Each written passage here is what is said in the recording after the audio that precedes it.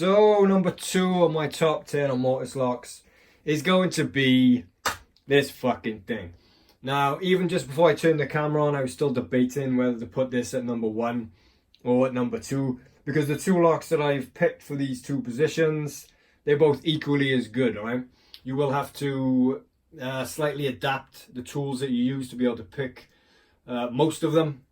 But yeah, I've gone with this one because we don't see many of these locks anymore.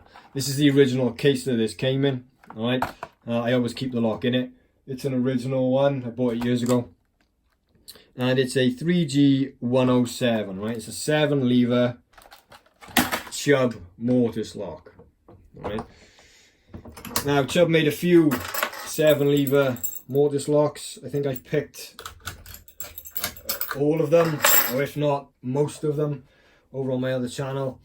And the majority of them will have the standard 114 levers in them, right?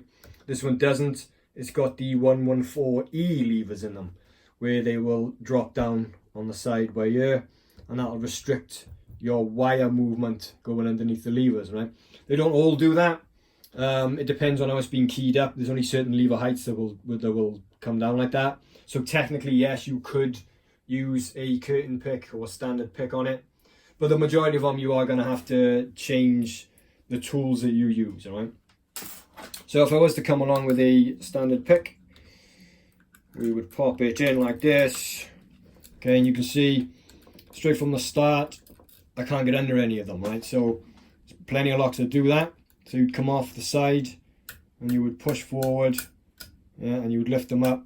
And you would come all the way to the front, and that should lift them up enough to give you a little run underneath, right?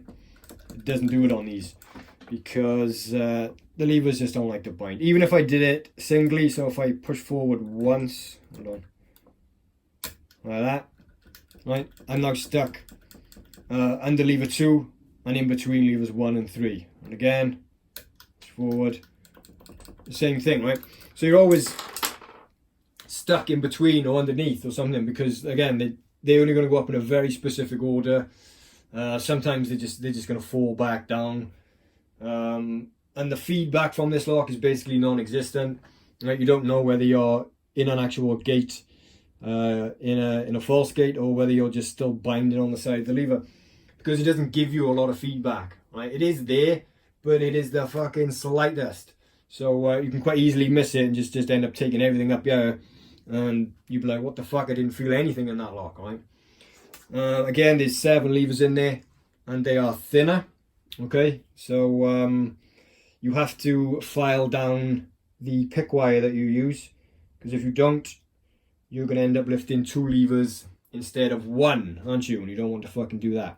So I'm just going to use this tension bar, but I'm going to just pop a little something in the end there, so I can get some tension on this lock. Another thing with this is the gates. There's not a lot of room, alright? So you can quite easily overset these. Right, so first thing again is I can't get the wire under, so I need to dig under now. Just check the tension. That seems right. So right now I'm going to push forward, just trying to get a bit of room underneath, and that's not allowing me to do it. So let's try it now. Right, that's much better, right? So you can see now I've got a nice run under there, yeah? Okay, so this is all about feeling on the feedback, right? It is there, but man, it is so easy to miss. Okay, so yeah, gotta be patient. Again, I had a nice bit of feedback there, right? So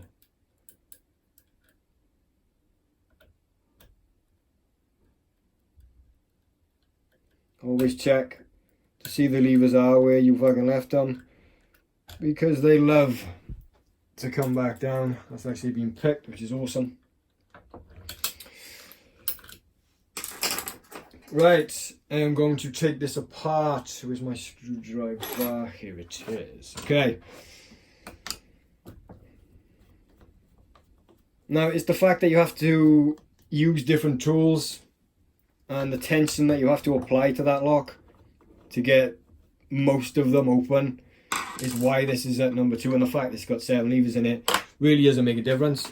Again, you just need to change things up, don't you? You have to use slightly different tools. Right, so there's lever 1.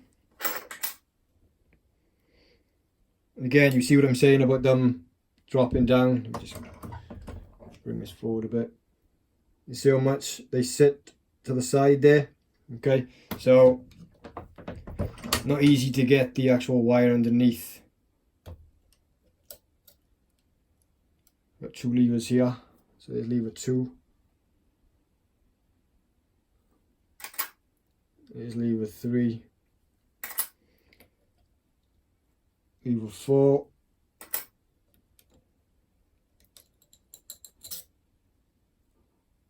Five, 6, and 7. Right, very, very easy to overlift some of them. Right, again, there's not a lot of room for that to slide through there. Right, it is a nice tight fit. So, yeah, really easy to skip straight past that. And with the fact that you get very little feedback from it, makes it a very secure and good lock. All right. So yeah, number 2 on my top 10 of Mortice locks is the 3G107. Okay, I'm out. Thanking you.